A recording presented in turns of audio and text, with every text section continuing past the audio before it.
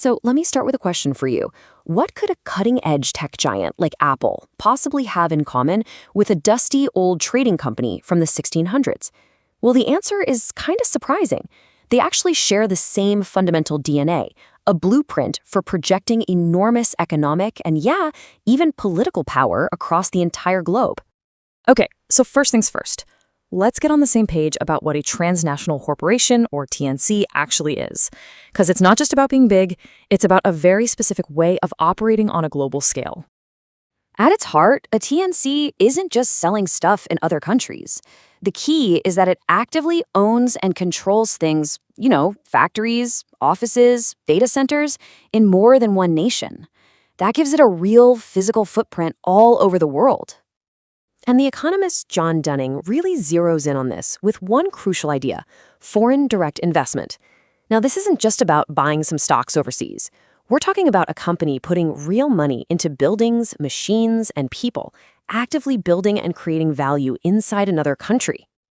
But Stephen Hymer gives us a different angle, one that's a lot more strategic, maybe even a little predatory. He argued that companies go global to dominate, plain and simple. They use what makes them unique, a killer brand, a secret recipe, a patented technology, to crush local competitors and take over markets. It's all about wiping out the competition. And then, Stopford and Strange add this really important political layer. Their point is that TNCs aren't just playing in the sandbox of the global economy, they're the ones building the sandbox.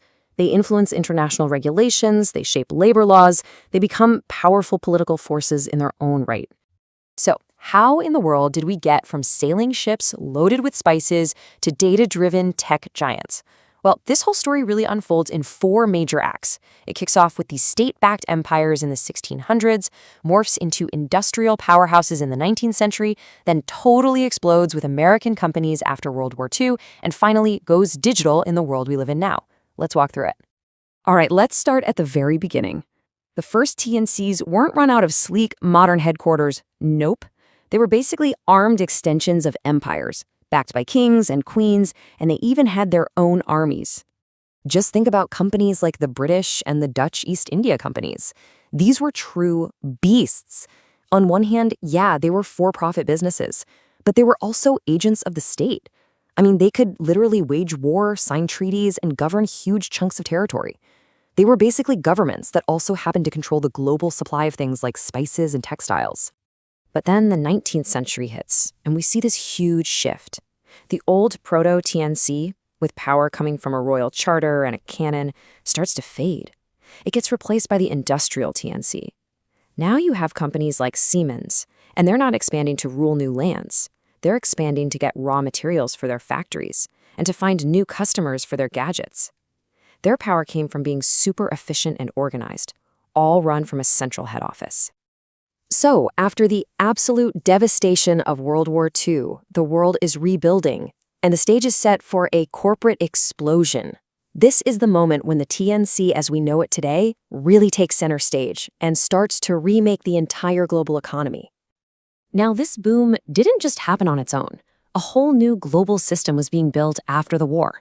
You have institutions like the IMF and the World Bank, plus trade deals like GATT, and they were all designed to do one thing: open up the world to the flow of money and goods. It was like creating the perfect greenhouse for TNCs to just flourish. And there's this great theory from Raymond Vernon that perfectly explains how this expansion actually worked. It's a pretty simple 3-step dance.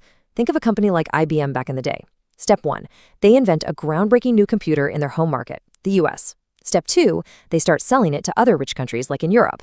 Step 3, once the product is well known, they just build a factory in, say, Germany to make it right there. It's a natural progression. And then came the internet. The 1990s basically triggered what some called the second unbundling. This was a total game changer. See, before, globalization was about moving a finished product, like shipping a car from Japan to the US. But now you could move the tasks. The software for the engine can be coded in India, the marketing plan could be dreamed up in Ireland, and the whole thing could be managed from Detroit. It was seamless. So this brings us to the modern TNC, which is constantly performing this incredible balancing act. As you can see, they're juggling 3 big things at once. They need insane global efficiency. Think about Apple's mind-boggling supply chain. They need local responsiveness, like McDonald's making a McSpicy paneer burger just for the Indian market. And maybe most importantly, they need worldwide learning, constantly taking lessons from one part of the world and applying them everywhere else to stay on top.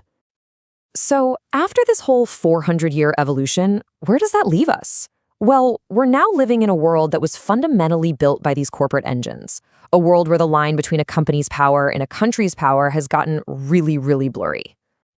The political scientist Susan Strange had a fantastic phrase for this new reality. She called it the retreat of the state. Her idea was that in our super-connected global economy, it's gotten a lot harder for any single government to control things like money, information, or even their own economies. And as their power has pulled back, something else has moved forward. And that power vacuum did not stay empty for long. As Strange put it, the retreat of the state has been accompanied by the advance of corporate power.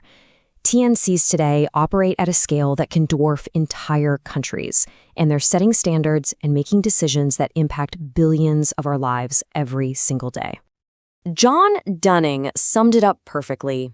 He said that TNCs have become both the carrier and creator of globalization.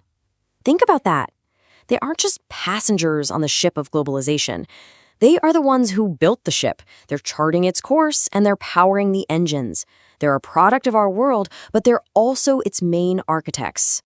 And all of this leaves us with one final, and I think really critical question.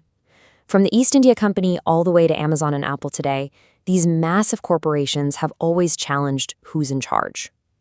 So in a world so deeply shaped by them, who is actually writing the rules for our global future?